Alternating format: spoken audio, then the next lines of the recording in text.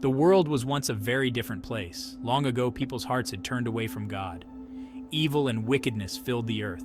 Violence and hate were everywhere. God looked down on his creation and felt sorrow. He saw the pain and suffering caused by sin. It grieved his heart to see his children lost in their wickedness. God decided to cleanse the world. He would send a great flood to wash away the evil.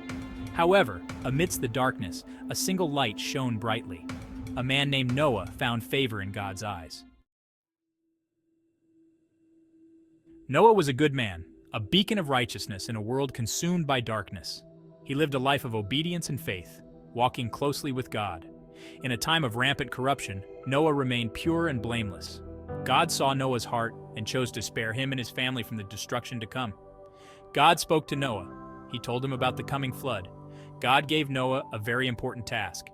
He instructed Noah to build a giant ark. This ark would be a safe haven for Noah, his family, and the animals. God gave Noah specific instructions for the ark. He told Noah exactly how big to make it and what materials to use. God said to use gopher wood and to cover it inside and out with pitch. This ark was not just a boat, it was a symbol of God's mercy and grace, a testament to his desire to preserve life, even in the face of judgment. The ark would have 3 decks, rooms for Noah's family and the animals, and a window for light and air. God promised that the ark would float on the water and keep everyone safe inside. Noah obeyed God's commands without question. He began the monumental task of building the ark. He faithfully followed God's instructions, even though he had never seen a flood or built anything like an ark before. Then, God brought the animals to Noah. 2 of every kind of animal came to the ark, a male and a female, just as God had commanded. They came from the mountains, the forests, and the skies. Noah welcomed them all into the safety of the ark. Section 5. Deluge of Despair. The flood begins. Finally, the day came when the ark was finished. Noah, his wife, his 3 sons, Shem, Ham, and Japheth, and their wives all went into the ark. They took with them food and supplies for the journey ahead. Then, the animals that God had brought to Noah entered the ark. As soon as they were safely inside, God shut the door of the ark. Then the rains began. It rained for 40 days and 40 nights. The waters rose higher and higher, covering the entire earth.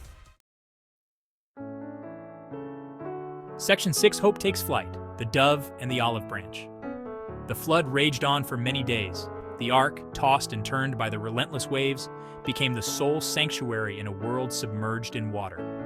The waters covered the mountains and valleys, destroying everything in their path. Everything that had breathed air perished in the flood, except for those who were safe inside the ark. After many long days, the rain stopped and the waters began to recede. God sent a wind to blow across the earth, and the waters slowly started to go down. Noah sent out a raven and a dove to see if the land was dry. The dove returned with a freshly plucked olive branch in its beak. This was a sign that God's anger had subsided, and hope was on the horizon. Section 7. Dry land and a divine covenant. Finally, the day came when the ark came to rest on dry ground. Noah and his family had been in the ark for over a year. When they stepped out of the ark, they were greeted by a world washed clean. God told Noah to release all the animals. The animals left the ark to repopulate the earth. Noah built an altar and offered sacrifices to God, thanking him for saving them. God was pleased with Noah's sacrifice and made a covenant with him. Section 8. The Rainbow's Promise, a testament to God's faithfulness. God promised Noah that he would never again destroy the earth with a flood. He gave a beautiful sign to remind them of his promise, a rainbow. Whenever you see a rainbow, remember God's promise. He will always keep his promises. The rainbow is a symbol of God's love, mercy, and faithfulness. It is a reminder that even after the darkest storms, there is always hope and a new beginning. Section 9. Lessons from the Ark, Faith in Action. The story of Noah's Ark teaches us many important lessons. One of the most important is the power of faith.